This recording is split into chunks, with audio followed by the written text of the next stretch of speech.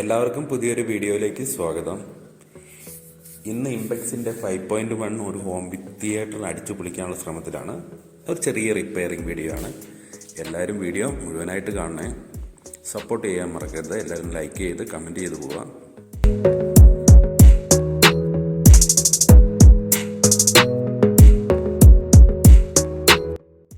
അപ്പോൾ പിന്നെ നമുക്കങ്ങ് തുടങ്ങിയാലോ. വീഡിയോ കൂടുതൽ ലാഗടിപ്പിച്ച് വെറുപ്പിക്കുന്നൊന്നുമില്ല. സ്ക്രൂ ഒക്കെ നമ്മൾ കുറേ തന്നെ അയച്ചു വെച്ചതാണ്. ജസ്റ്റ് നിങ്ങളൊന്ന് കാണിക്കാൻ വേണ്ടി മാത്രം, പഴിക്കുന്നുവെന്ന് മാത്രം. ഇതിൻ്റെ മെയിൻ ബോർഡാണിത്.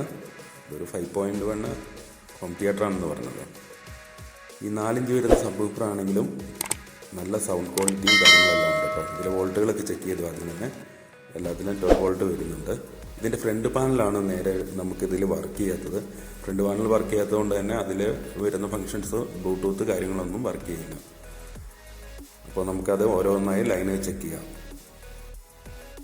ചെയ്തു. കൂടുതൽ ലാഗടിപ്പിക്കുന്നില്ല എന്ന് പറഞ്ഞല്ലോ. നമുക്കിവിടെ ഒരു റെസിസ്റ്ററാണ് പോയത്. അതായത് റെഗുലേറ്റർ ഐസിയിലേക്ക് പോകുന്ന ഒരു റെസിസ്റ്ററാണ് പോയിട്ടുള്ളത്. അത് നമ്മൾ ചാർജറിൻ്റെ ഒരു ബോർഡിൽ നിന്ന് ഒരു 1 ohm ഒരു റെസിസ്റ്റർ നമ്മൾ തപ്പിയെടുത്തു. പുതിയ കടയിൽ നിന്ന് മേടിക്കാനൊന്നും നിന്നില്ല. നമുക്കത് ചെക്ക് ചെയ്ത് നോക്കാം.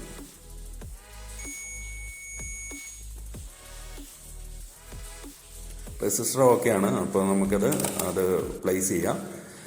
ഇതിന്ന് അതായത് ഈ റെഗുലേറ്റർ ഐ സി എന്ന് പറഞ്ഞാൽ 12 വോൾട്ട് നിന്ന് എടുത്തിട്ട് നമുക്കൊരു 5 വോൾട്ട് തരുന്നതാണ്.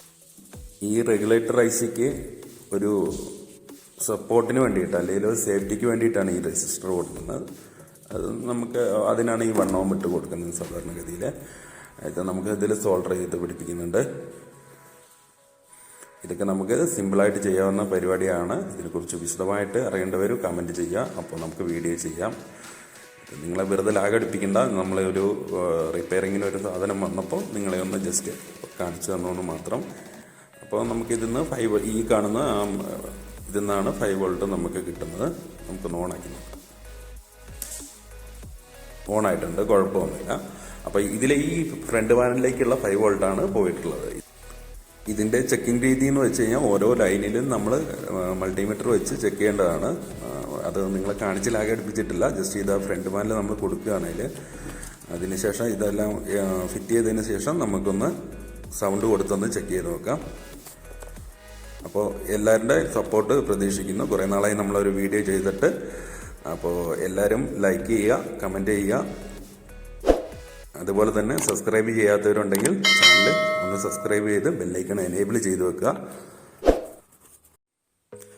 ഞാനിതിൻ്റെ വർക്കിംഗ് പരിശോധിച്ചതിൽ നിന്ന് ഇത് എല്ലാവർക്കും റെക്കമെൻഡ് ചെയ്യാൻ പറ്റുന്ന ഒരു 5.1 നമുക്ക് ബഡ്ജറ്റിൽ ഒതുങ്ങുന്ന ഒരു 5.1 ഹോം തിയേറ്ററാണ് കേട്ടോ. എല്ലാവർക്കും ഇത് അത്യാവശ്യം ഹോം തിയേറ്റർ വേണ്ടവർക്ക് ഇത് മേടിക്കാവുന്നതാണ്. ഇതിൻ്റെ വർക്കിംഗ് അപാരമാണ്. ഇത് ശരിക്കും നിങ്ങൾക്ക് ഇതിലൂടെ റെക്കോർഡിംഗ് ചെയ്തിട്ട് എനിക്ക് കേൾപ്പിക്കാൻ കഴിയില്ല ഇതിൻ്റെ വർക്കിംഗ് എന്താണെന്നുള്ളത്. ഇത് നേരിട്ട് കേട്ടാൽ മാത്രമേ നമുക്ക് സൗണ്ട് ക്വാളിറ്റി കിട്ടുള്ളൂ. ചെക്ക് ചെയ്ത് നോക്കാം. Okay, thank you.